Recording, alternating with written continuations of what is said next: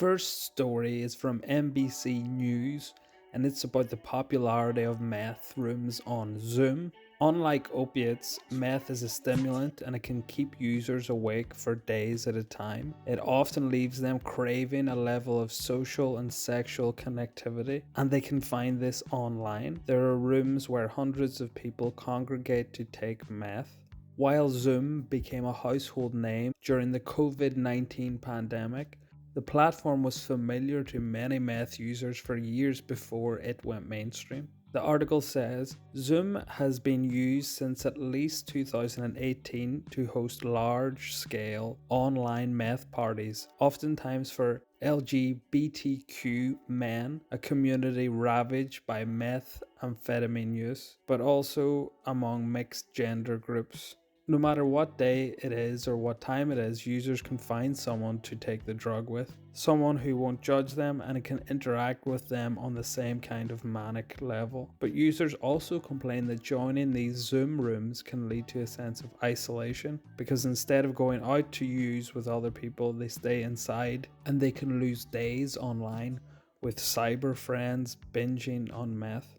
Next is Matthew Hahn's story, which is really insightful, and he tells it so well in several places, particularly on episode 89 of Sword and Scale and on his own website. It's really worth hearing in full. I'll just give a very brief, quick breakdown. Hahn's drug use started in his early teenage years with marijuana, and later he moved on to meth. To maintain his habit, he would burglarize properties in the middle of the night when he was wired on meth. On one of these forays, he stole a safe from a house.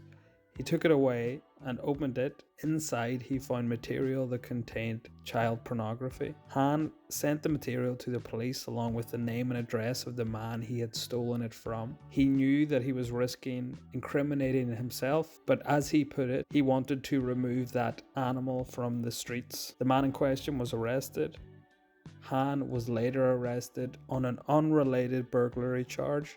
He is now sober and living a happy, successful life. The next story comes from the comedian Jessa Reed. You can watch the full video on Comedy Central's This Is Not Happening. Reed started using crystal meth at the age of 21 while touring as a stand-up comic, and it kept her off the comedy circuit for the next years. She basically became a full-time addict. During this time, she read an article saying that the body can't metabolize meth. That's why the high lasts for so long. It goes in meth and it goes out meth. Unlike, for example, cocaine, which the body can metabolize much quicker, so the high doesn't last as long. This leads Jessa Reed to drinking her own piss, which she finds, to her surprise, works a treat. Apparently, this is known as tinkle tweaking. Some drink the drug-infused urine straight up, while others try to extract the drug from the pee. Jessa Reed has been sober now for over a decade. Next is Dr. Feelgood, or JFK on meth.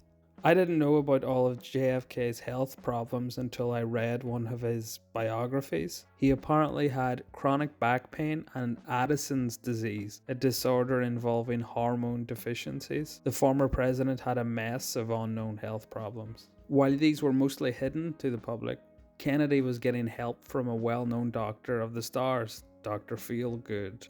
Dr. Feelgood, or Dr. Max Jacobson, was a German-born doctor who was famous for crafting strange concoctions used to help people feel happier and healthier. He fled Nazi Germany for America and quickly made a name for himself in New York.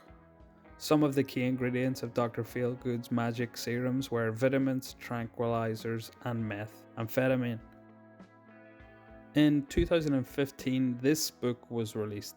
Blitzed Drugs in the Third Reich by Norman Ohler tells us how meth was used and abused by the Nazis. Pervitin, an early form of methamphetamine, was widely used in Nazi Germany and was available without a prescription. It was given to German soldiers, and some argue that it was responsible for their successful invasion of France. Nazis on meth is a very scary thought, and maybe it explains a lot.